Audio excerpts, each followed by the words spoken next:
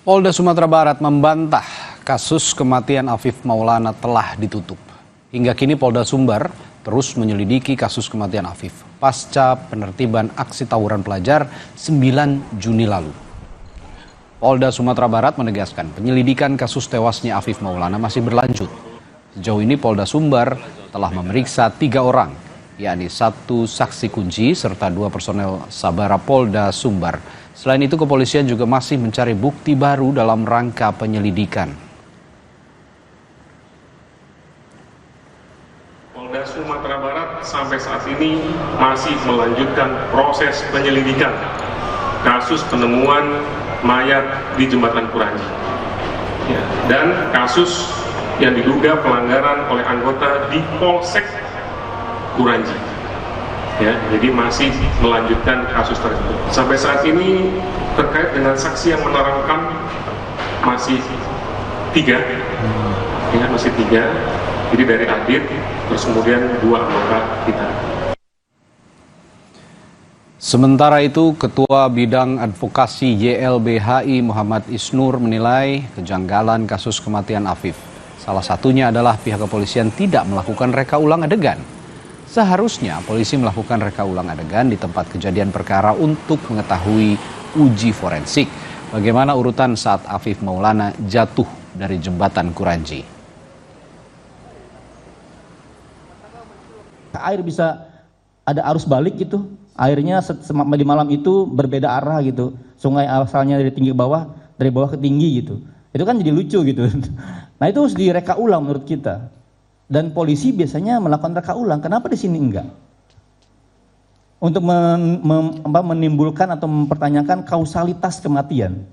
Itu kan jelas sekali. Bagaimana, apa, dan sebab kematian dari AM ini.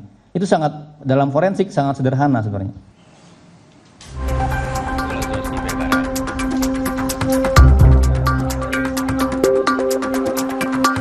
Misteri dugaan penyiksaan pelajar Afif Maulana yang ditemukan tewas di bawah jembatan Kuranji, Padang, Sumatera Barat belum terungkap. Salah satu barang bukti yang dinilai sangat penting dan bisa mengungkap kasus, yaitu rekaman CCTV saat 18 pelajar sempat dibawa ke Mapolsek Kuranji dinyatakan telah hilang. Kapolda Sumatera Barat menyebut hilangnya rekaman CCTV pada 9 Juni lalu karena terhapus secara otomatis setelah 11 hari. Data itu ada.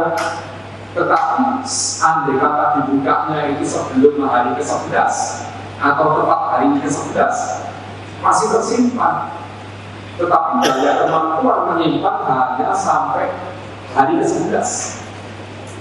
Sehingga tertimpa dengan informasi yang lain yang bisa terekam di CCTV itu. Sehingga saat dibuka oleh ahlinya yang terekam itu ya sudah tertutup dengan kejadian-kejadian setelah itu. Sementara itu, LBH Padang mengaku telah mempunyai saksi kunci yang bisa mengungkap penyebab kematian Afif. LBH menyebut ada 8 saksi kunci yang siap bersaksi. Dalam temuannya, LBH menemukan fakta bahwa para pelajar pelaku tawuran diintimidasi selama diperiksa di Mapolsek Kuranji. Mereka semua adalah korban dan kami akan berupaya semaksimal mungkin memberikan keadilan bagi semua korban yang mendapatkan penyiksaan pada hari tersebut. Ketika mereka disiksa, sebelum dipulangkan mereka memang diintimidasi, diancam kalau kasus ini viral, awas kalian akan kami proses kalian. Dan itu membuat anak-anak tentu takut posisinya dan membuat kemudian mereka dalam posisi juga bingung. Saat ini kami berusaha meyakinkan ibu bapak korban, anak-anak, dia harus bersuara. Atas kejanggalan itu, pihak keluarga menduga Afif menjadi korban penganiayaan oknum polisi. Keluarga Afif pun menuntut polisi mengungkap kasus ini secara profesional dan terbuka. Tim Liputan, Kompas TV.